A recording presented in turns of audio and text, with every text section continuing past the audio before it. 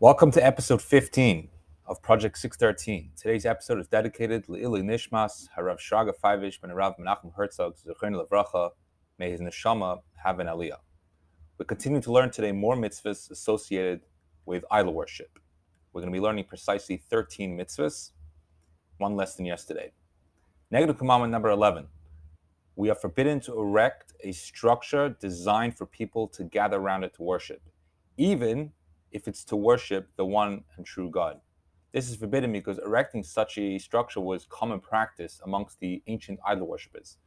And similarly, negative commandment number 12, you're not allowed to it's forbidden to designate stones of which a person is going to bow down. Again, even if he's bowing down to the one God, it's forbidden because it was common practice amongst the ancient idol worshippers to decorate these kneeling stones and place them before their idols. Negative commandment number 13, it's forbidden to plant any tree near the altar or anywhere in the Holy Temple.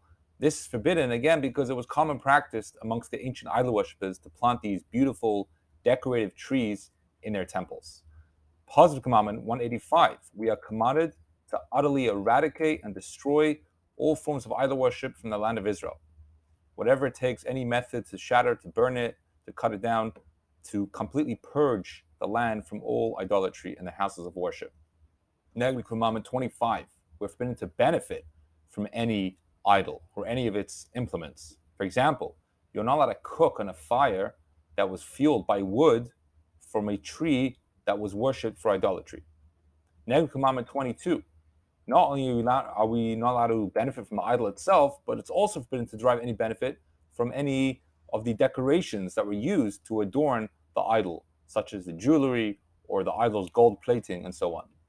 Negative commandment 48, it's forbidden to make a peace treaty with the nations, the 7 nations of Canaan, unless they agree to abandon their pagan ways. Negative commandment 50, we're not allowed to show kindness toward idol worshippers. We're not even allowed to praise them. It's forbidden to say about an idol worshipper, look at how attractive this individual is. Negative commandment 51, we must not allow idol worshippers to dwell in our midst in the Holy Land, lest we learn from their heretical ways. And it's certainly forbidden to sell or even rent real estate to an idol worshiper in the land. In fact, if an idol worshiper wants to pass through our land while en route to his final destination, we do not allow passage unless he abandons idolatry.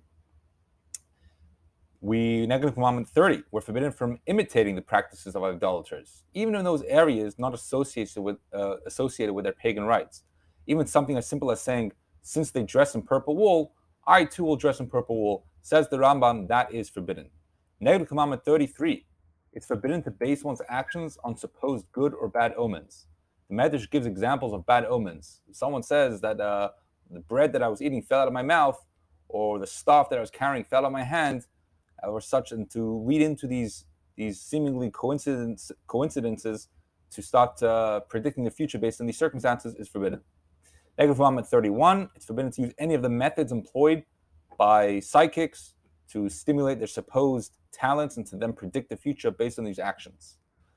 Negative commandment 32, it's forbidden to predict the auspiciousness of times or dates based on astrological formations. This day is an auspicious day and this day not so. We're not allowed to do that based on such predictions. We're not allowed to act based on such predictions. Also included in this prohibition is the idea of sleight of hand. It's forbidden to deceptively use sleight of hand to convince others that one has magical powers.